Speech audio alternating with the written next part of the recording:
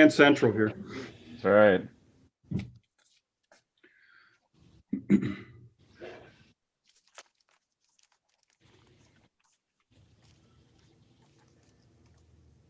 And Central here. All right. We're live here.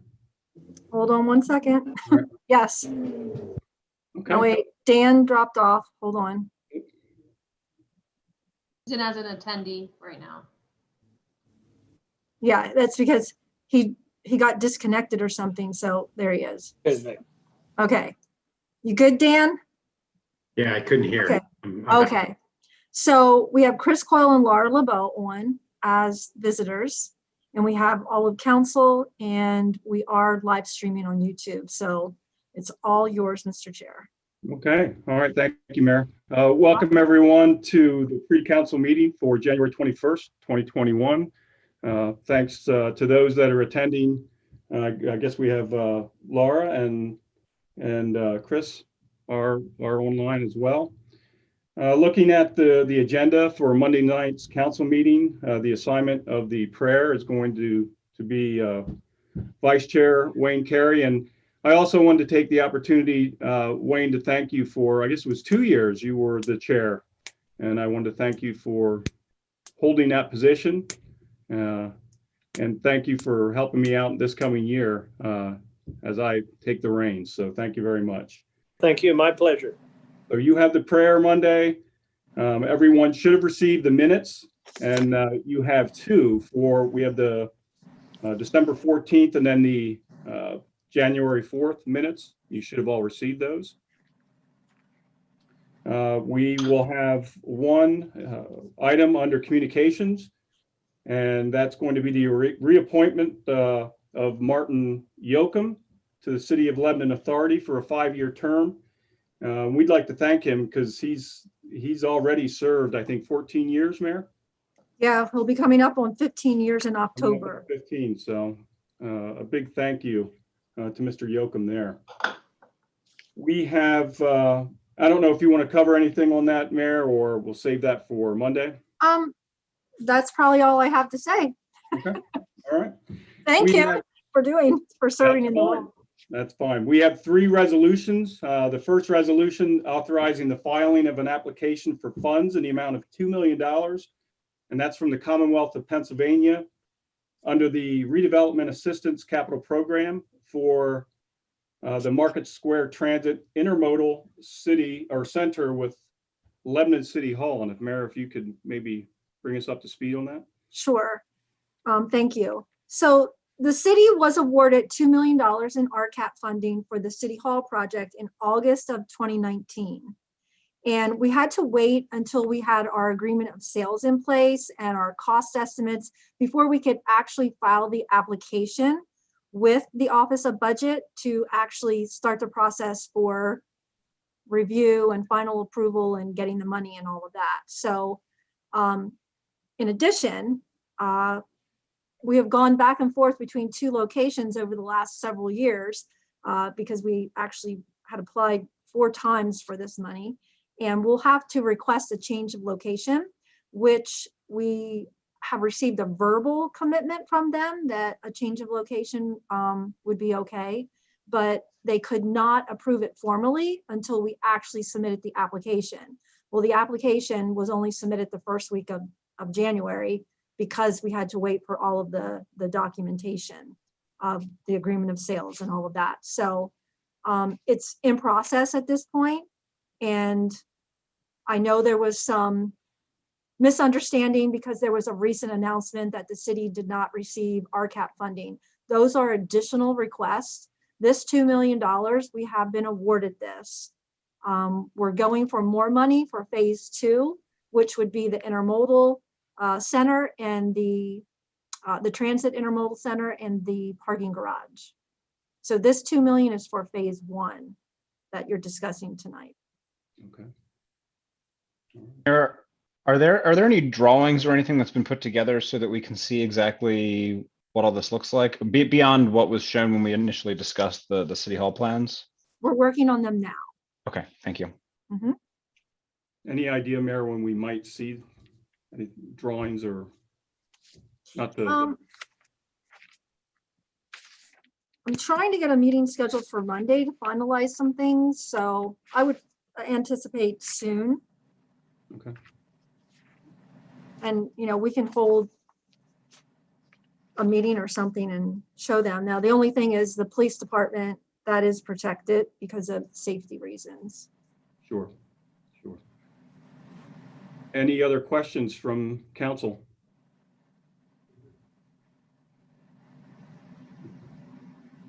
Any questions from our guests? Yes. Chris Coyle. Chris, welcome.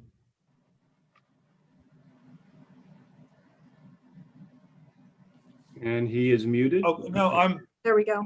unmuted. You got me now? Yes, we can hear Got you. you now, Chris. Just so I can explain for our readers, in layman's language, what is a transit intermodal center or whatever that term is there? So it would be like a hub of transportation services. So the bus, the taxi, the bike, Uber, Okay, pedestrian. It would involve all means of transportation in one hub. What we were originally looking at, but we have not even started these discussions with Lebanon Transit, is other than, are you potentially interested?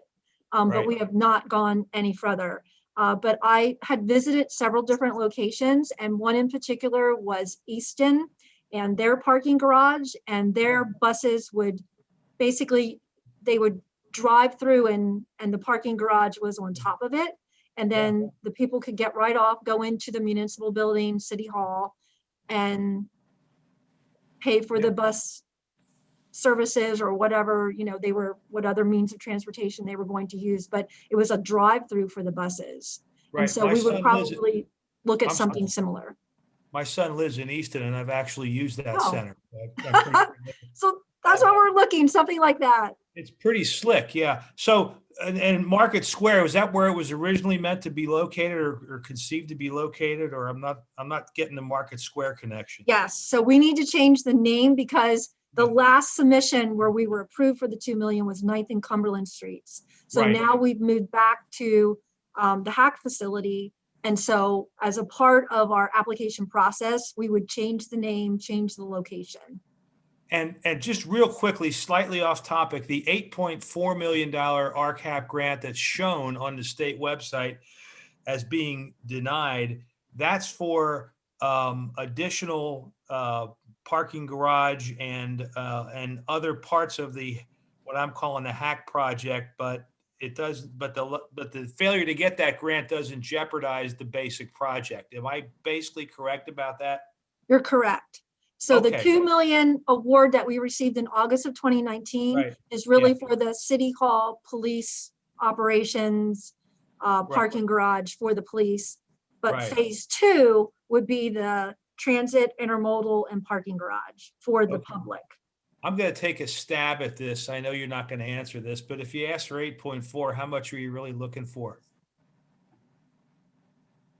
10.4. Okay, got it. Okay, I'll quote. That's Correct answer, Mayor. that's all No, I have. It's it's- a very good answer. Thank it's you a- very. Chris, all kidding aside, I Yeah. think is that there's so many different grants, and I'm trying to remember. The RCAP is 50-50, right, Melissa or Janelle? Yes. Okay, Yeah. so actually it's 16 million, to be honest. It would be more than 16 million. That would just represent half of what we would need to build the intermodal transfer center and the parking garage. Okay, but here's the blunt question, and I don't want to sound too blunt. If we don't get that additional 8.4, 16.8 grant, does that have any impact on the scope of the overall hack project? No. Okay, So the only thing would be, I have a short-term goal and a long-term goal. The short-term goal is for a surface parking lot to take care of city employees so Right. that we don't increase any burden on the parking in that area. So Right. by building this additional surface parking lot, we should have a negative impact on the 7th and Willow parking lot and the area in general. But long-term, we wanted to make it more convenient for our employees, for the public, hopefully for Hack, and to build and then add additional services there. Right. And so the public parking garage would take care of that for long-term. And Right. we're the only municipality in the state of Pennsylvania with a population of over 10,000 that does not have even one parking garage. Yeah, okay. Well, that's all I have. Thank you very much. And for you folks in council who haven't seen the terminal in Easton, you ought to check it out. It's slick. Okay. Thank you. Chris. Thanks. Any other questions? I don't know if Laura has any questions, Mayor? No. Okay, and who would like to take that resolution on Monday? All right, Richard? Yep, Okay, thank you. I'll take it.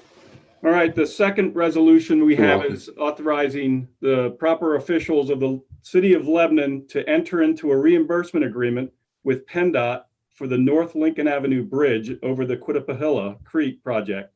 And this is basically a replacement of the bridge with a total cost of the project being $2 million. And the city share is $100,000. And Mayor, I don't know if you want to elaborate on that at all? So this is something we've been working on for a couple of years. We were notified several years ago that the bridge had some deficiencies and we had to lower the weight limit on it. We also put some jersey barriers along the side because of where it's deteriorating. It is safe to travel over, but it's just the very edges of it have deteriorated. So we were fortunate enough to get onto PennDOT's 12-year plan, and it got bumped up because of the need. And so the city is responsible for 5% of the cost, with the feds and the state taking the other 95%. So this bridge would be replaced with a precast box culvert. And just yesterday we were notified, so this is going to be new to the chair and vice chair, that the let date on this project is December 14th of 2023. So basically the replacement would not happen most likely until 2024. So right now what they're working on are construction easements to do the project, and discussions and design for temporary disconnects and reconnects of the utilities. Okay. But this is the first step with, starting the process, is the reimbursement agreement. And the time that'll take to put to complete this project, start to finish, Mayor? 2 months. That the street would be closed. 2 months. 2 months. Okay. Council, any questions? All right.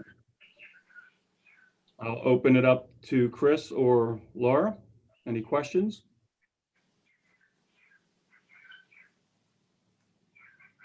No. No questions. All right, and who would like to take that resolution? I can take that one, Joe. Chris, thank you. That was, We I both think- did. I don't really care. oh, I'm sorry. It's good. That's And fine. you can have the next one, all right? We have one more, so. Fair enough. Okay, thanks, Chris. Our third resolution then is authorizing the disposition of various documents in the Community and Economic Development Office. So we're looking at clearing up some space, I believe. So we're working on a plan because, of course, we're going to be going through a lot of items here in the municipal building, because if there are things that we can dispose of legally, we want to do that and start off on a good footing in our new building. All of these records, of course, would be in accordance with the state's retention and disposition schedule for records of Pennsylvania municipal governments. As you can see in your resolution, exactly what Janelle would like to dispose of. So nothing really out of the ordinary. And I guess I know we spoke on Monday, Mayor, that we'd like to clear up as much of this getting rid of old paperwork as possible, so we don't have to carry this to the new location. That's And we- correct. so- And there's also, personal property that really doesn't have a lot of value. And we're going to take a look and discuss with our solicitor on exactly how we can handle those in a more efficient manner instead of having to come back every month. So, but there's things like an old, golden colored plastic file bin, from the 60s, that to me has no value, but just a lot of that type of stuff. So we'll just have a big yard sale out on 8th Street and get rid of this stuff. We'd rather just throw it away. But anyhow, I'm just kidding. Put it on the sidewalk with a free Yeah. sign on it. We're not doing that. And any other questions from council? Media? Yes, Laura. Go ahead, Laura. Okay, so along those lines, I was just, as you're talking about old furniture and old belongings, when the city eventually does move into the Hack building, are the offices going to be furnished with new office furniture and stuff, file cabinets and all that sort of thing? So what we're doing is we've worked out an arrangement with Hack that we are going to be purchasing like suites of office furniture that are already set up. Like on the first floor, they won't really have a need for that furniture. So we're purchasing it for really pennies on the dollar. So we'll be able to save that instead of buying new furniture, because most of the city's furniture has been here since the city first moved into this location. There may be a couple of pieces, obviously, if something broke, like an office chair in particular, but a lot of the desks and conference tables and filing cabinets are probably from the 50s, 60s, 70s. So again, it's a fantastic arrangement and really a gift that we will be able to buy it, like I said, for pennies on the dollar. So that's what we'll be doing. Who's going to get that creepy statue of the student laying on his stomach? It's already gone. They already moved Oh. it. Thank God. I said to okay. them, we don't need that. Yeah, that was always weird. Okay, thank you. You're welcome. Okay, thank you, Laura. All right, and who would like to take that last resolution for Monday night? Oh. Wayne? Okay, all right. All right, and we do have one ordinance then on Monday, and this is on introduction, and this is an amendment Article 1501, International Fire Code of the codified ordinances of the City of Lebanon, which prohibits open burning in the City of Lebanon,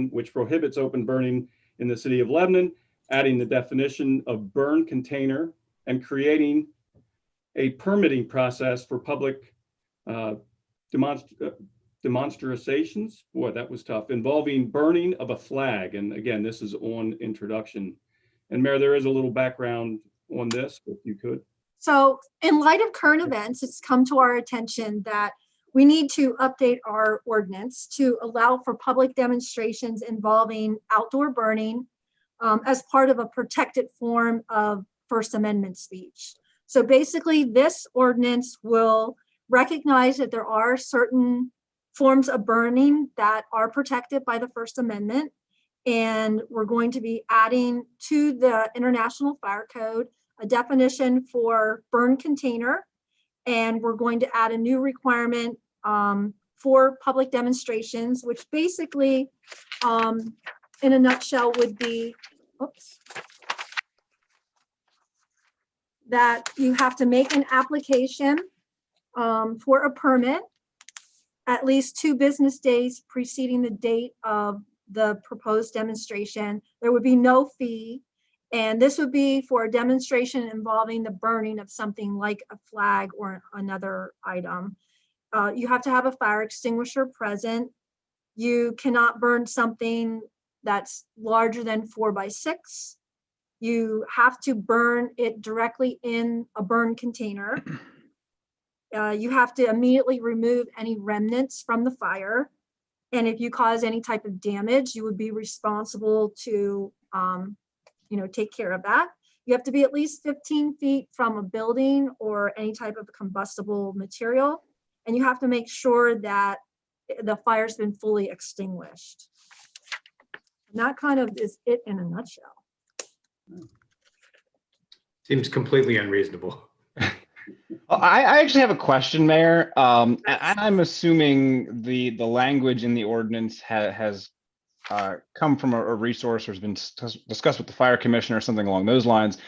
And obviously doing what I do, I read lots of language and understand some vagueness of some of these things. So when we're talking about a container cannot have holes greater than 1 inch. Well, a 1 inch hole when you're burning something is pretty large, but this doesn't say how many 1 inch holes it can have. Or if it's a total, like, I'm not trying to be ridiculous, but is it a total gross area of holes equaling 1 inch? Because I'm just imagining, like, I've got a barrel that's basically perforated with 1 inch holes all over it. Is that something that we should really be burning in the city?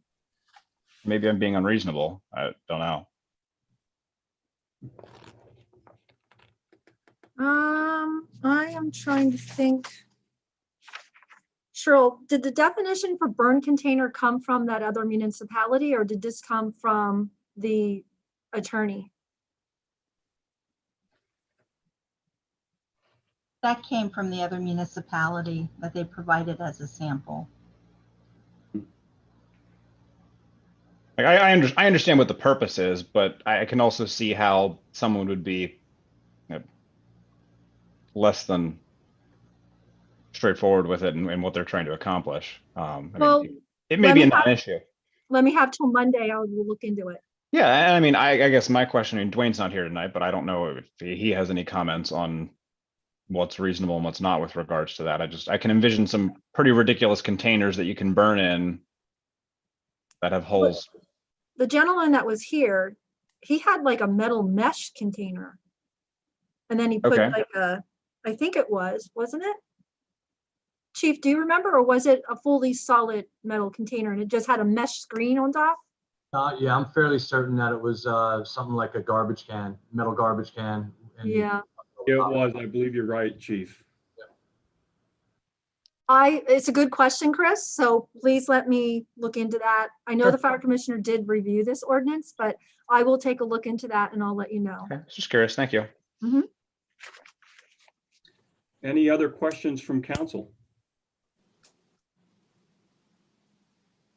Oh, sorry. And from our guests? Yes, Laura. Go ahead, Laura. Hold on, sorry. There you go. Okay, is this ordinance relative to the burning, is this like part of a permit, like a demonstration permit or something? Is that where it is folded into, the language? Well, all of our permits, it's under one event permit, but so if you do a demonstration or you hold a festival, it would be the same permit application. This is just because our ordinance did not specifically address burning at a public demonstration. This is being added to the fire code. And it's indicating that you need to get a permit, and the permit you would obtain would be the same one that you did before. And it also just states that we would not charge a fee. Now, we have not charged fees for nonprofit organizations or like to the two young ladies that had the public protest in last June. We didn't charge them a fee. And typically for all nonprofits, if they request it, we waive the fee. But this is specifically stating in the ordinance that if you're doing a demonstration for First Amendment, freedom of speech, you would not be charged a fee. Okay, so like with those young ladies with their demonstration for Black Lives Matter, they were granted what sort of a parade permit or whatever the heck it was, An some event sort of permit. an event permit, but within the event permit, if somebody in the context of like the Black Lives Matter thing, if they wanted to burn a Black Lives Matter flag or whatever, would this language be part of the event permit, or it's part of the city's burn ordinance, which sort of kind of covers the permit? It would all be The event- incorporated into the permit, into the approval of the permit. It would all be incorporated into there. So Okay, sometimes permits have conditions attached. So we would list these requirements, about the burn container, about, hey, you got to have a fire extinguisher. All those things would be conditions of the issuance of the permit. okay, So regardless, Mayor, of what they're applying for in the way of permit, this is going to be checked off if they're going to do a burn or not. Is that correct? We would know that before, when they apply for the permit. Yeah, when we sit down with them, because anytime someone has a first time event, we try and touch base with them. So for their safety, for, the other side's safety and whatnot, we try and get an idea, okay, what are you proposing? How many spectators do you think will be there? And are you going to do open burning? I mean, that wasn't a question that we asked before, but now we will. Are you going to have amplified sound? You're going to have music? You're going to have whatnot? And then we just kind of lay out, okay, these are, the rules, or because of your protection under the First Amendment, you would be permitted to do ABC. It just kind of, I think it puts everyone on a good first step. Like, this is what you can do. This is what, maybe you can't, or you need to do these additional things like adding the fire extinguisher, having a mesh over the fire or whatnot. This will obviously eliminate any surprises on our part and any potential conflicts with those that are actually doing the demonstration. Well, hopefully it would decrease any, yeah. Mayor, I just wanted to thank your administration team there and Commissioner Troutman, because, we're taking some of these ordinances, but we're bringing them up to date and creating clarity with them. And we're using modern today legal language to clarify issues and to be in step with the times. And I thank you for keeping us up to date. We're moving ahead. We're not falling behind. Thank you. You're welcome. Mayor, I'm sorry, am I still on? Yes. You are. Okay. A lot of times at these events, if it were an anti-war event or something, some of these things sort of happen spontaneously, a flag burning, or if it's a religious event, somebody burns a Bible or something, whatever. I mean, in an instance like that, where the burning of some item was spontaneous, would they be in violation of something? Could they be written up or cited or anything like that, since it was a spontaneous thing that hadn't been prearranged? So that's actually a good question. And, I can't speak for other administrations, but I would hope that, we don't want to prohibit someone's or restrict someone's First Amendment rights. And, maybe after the fact, we would say, because we didn't plan on the protest turning into a march, so we didn't have streets closed. But we did what we could to protect them as they did it and make sure that neighboring properties were protected. And it all worked out great. And everything went well. So it would be on a case-by-case basis. We're going to try to give someone as much leeway as we can so they can their rights aren't infringed upon. But we also need to look at the safety of our residents and our city and their safety.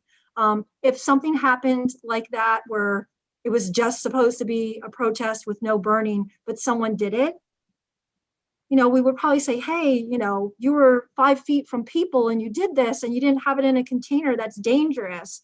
It would kind of have to be on a case-by-case basis. But if there was a big distance and they did everything, they were following the ordinance and it was in a container and they had the fire extinguisher and it just happened and we didn't know about it, we probably wouldn't do something, fine them or anything like that. That's not our intent. We don't want to do that. Our intent is to keep everyone safe and to allow them to express themselves, but still have law and order. That's the important thing.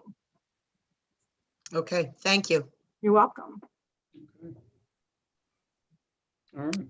Well, Dan, do you want to take that ordinance? Can do, Chairman. All right. Thank you, sir. Okay. My And pleasure. that completes our agenda for Monday night, and I'll open it up to council. Any other issues or concerns you'd like to talk about this evening? Mr. Chairman, it's Richard. I just want to thank Mayor Capello for, I had texted her the other day, and the trash cans were really overflowing, and with the wind blowing, it was blowing all over the place. And I just want to thank her for sending out the city crew to take care of that. It makes the downtown look a lot nicer. Well, thank you, Richard, but So I'd thank you, like to Sherry. follow up on it because I don't know what's going on. I mean, the last 3 or 4 weeks, we've been experiencing a high volume of trash in the city's baskets along Cumberland Street. And what we noticed yesterday, we have a trash hauler pick them up 2 times a week. And so we were like, are they not picking up? So we called them and they're like, no, we're picking up as scheduled. So we're like, okay, something different is happening here.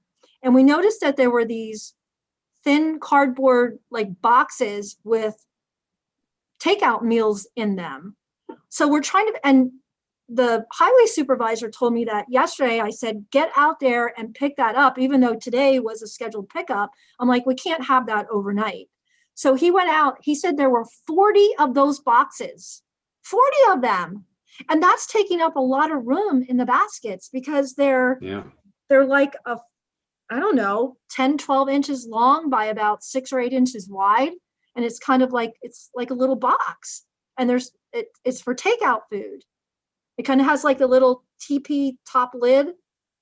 So anyhow, we're trying to figure out, someone gave me a tip on who it may be. So I reached out, it was a church. I reached out to them and they called, but I was on the phone. So I emailed them back, and I'm going back and forth with them. We haven't actually talked face to face or on the telephone, but I'm going to try and figure out, because I think that's a big part of the problem. So if we can get that resolved, maybe we can get this taken care of, because again, it's been going on for like 3 or 4 weeks. So I'm not sure. And it could also be that some of the residents in the neighborhood are putting their personal trash in the baskets, which really wasn't the intent of the baskets. It's for, if you're passing by, walking past, and you're drinking something and you're done with it, throw it in. It's not for your personal bags of trash. But there were a couple 13-gallon bags of trash in them as well. So there is some of that going on too. Wow. So we just need to get a better handle on it, and we will. Yeah. Thank you, Mayor. You're welcome. Any other questions? Mayor, I didn't know if you had anything you'd like to. I would like to just add one thing about the Walnut Street resurfacing project. So it looks like we are probably going to start our ADA ramp excavation and installation in March. And then the actual milling would be in June, a scratch coat beginning of July. They'll work on the loop sensors for the traffic signals in July. And the actual overlay would be towards the end of July. And then until they do their adjustments, line painting, project cleanup, and all of that, it would be early August till they're completed. Okay. That's good news. Oh, it can't come soon enough for me. All right. And do we have any questions from the media?